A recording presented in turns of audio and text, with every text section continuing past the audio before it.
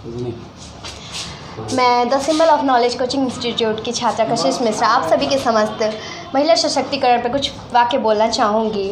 उस वाक्य को बोल के आप सभी के मन में उत्साह और प्रोत्साहन बढ़ाना चाहूँगी। क्या हूँ मैं, कौन हूँ मैं, क्या हूँ मैं, कौन हूँ मैं, बस यही सोचती हूँ मैं। तुम नारी हो, लाचार हो, बेचारी हो, बस यही जवाब सुनती हूँ मैं। जब मैं बड़ी हुई, समाज की रस्मों को जाना पहचाना, अपने इन सवालों का जवाब मैंने खुद में ही पाया। लाचार नहीं, बेचारी नहीं, धड़कती चिंगारी हूँ। लाचार नहीं, बेचारी नहीं, धड़कती चिंगारी हूँ। छेड़ो मत, जल जाओगे, मैं दुर्गा हूँ और काली हूँ।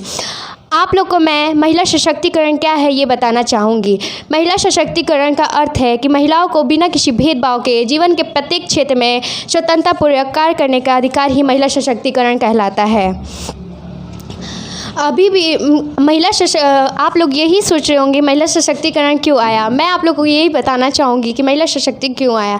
अभी भी समाज में कुछ ऐसे तत्व शामिल हैं जो ये सोचते हैं बेटी बेटों के समान नहीं। मेरा प्रश्न उन लोगों से है जो ये सोचते हैं कि जो बेटी बेटे के समान नहीं, कि वे अपने पत्नी के इलाज के लिए एक महिला डॉक्टर ही क्यों ढूंढते। क्या है उनके पास कोई जवाब? क्या है इसका कोई जवाब? कहने को तो नारी शक्ति की लंबी जुबान की दोहार की शिकायत करते हैं, फिर ना जाने क्यों नहीं गुंगी लड़की से शादी करने को तैयार होते हैं। आप सभी फेसबुक के बारे में तो जानते होंगे। जी हाँ, फेसबुक के CEO मार्क जुगेरप ने अपने बेटी के पैदा होने की खुशी में अपने जायदाद का 99% गरीबों में दान कर दिया। और एक हमारे भारत देश के पिता हैं जो एक बेटी के पैदा होने में दहेज इकट्ठा करने की चिंता में घड़ी तक पहनने को छोड़ देते हैं। और दूसरी तरफ हम लोग कहते हैं कि हमारा देश आगे बढ़ रहा है, हमारी देश तरक्की कर रहा है। हमारे देश में पुरुषों की नियति खराब होती है, घूंघटा नारी शक्ति से लगवाया जाता है। परंतु आजकल की नारी प्रत्येक क्षेत्र में पुरुषों के साथ कंधे से कंधा मिलाकर चल रही है, आगे बढ़ रही है। समाज और सरकार भी इसमें महत्वपूर्ण योगदान दे रही है। सरकार द्वारा चलाई गई बेटी बचाओ बेटी पढ़ाओ योजना, सुकन्या समृद्धि योजना और उज्ज्वला योजना जैसी कई अन्य योजनाओं को लागू किया गया है। इसके अलावा हमारे भारतीय संविधान में भी राज्यसभा और लोकसभा में महिलाओं के लिए सीटें आरक्षित की गई है। सुना है परिवार पर जिम्मेदारियों का बोझ बढ़ते ही ऑटो रिक्शा तक चलाने लगी हैं नारियां। साहस के साथ अंतरिक्ष तक जा पहुंची हैं नारियां। अरे हमने सुना है वायुयान तक उड़ाने लगी हैं नारियां। और कितने उदाहरण ढूंढ के लाऊं, हर शक्ति क्षेत्र आजमाने लगी हैं नारियां। आजकल तो वीर जवानों की शहादत को कंधा देकर शमशान घाट तक ले जाने लगी हैं ये नारियाँ। यदि हमारे देश में कल्पना चावला और किरण बेदी जैसी महिलाएं नहीं होती तो हमारे देश का नाम रोशन कौन करता। क्या है आपके पास कोई जवाब? मैं बेटी हूँ, मैं नारी हूँ, मैं बेटी हूँ, मैं नारी हूँ, मैं ही सीता, मैं ही द्रौपदी हूँ, मैं ही सीता, मैं ही द्रौपदी हूँ। इस पर पुरुषों की दुनिया ने मुझे कैसी नीति दिखलाई।